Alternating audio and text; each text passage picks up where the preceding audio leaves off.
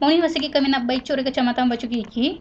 Nekia majupu masigi ni matul asri cek dia lolong juara cek dia lalang abit tang ma pagelok telo na sokor lalang aso mamulu na palebangang kecamatan Bacu Kiki maka samang ipa tetek na baruga peduli.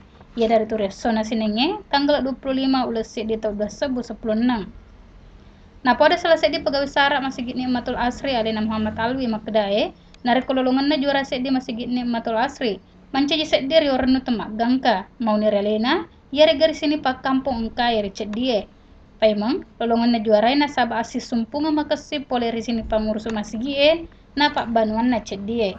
Kesan-kesan saya alhamdulillah karena adanya ini bekerja sama pegawai sara dengan pengurus masjid dengan ketua RW ke atas kerjasamanya partisipasinya membikin ini 2 malam pekerjaannya ini dan kami sekarang kami sangat bersyukur karena kami sebagai komandan juara satu di tingkat kecamatan Bacu Kiki dan yang kedua kalinya ini saya membangkit juara satu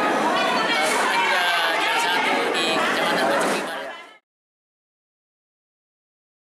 Napakan sa Muhammad Alwi, nariko kasinga manca juara set di wek kedua ni nalolongo masih gini matul asri, ia ni mamulan nari kecamatan Bacu Kiki Barat. Poler Kampole Moe, Erwin Pare TV, Mapara Polauri Sese lebih retak.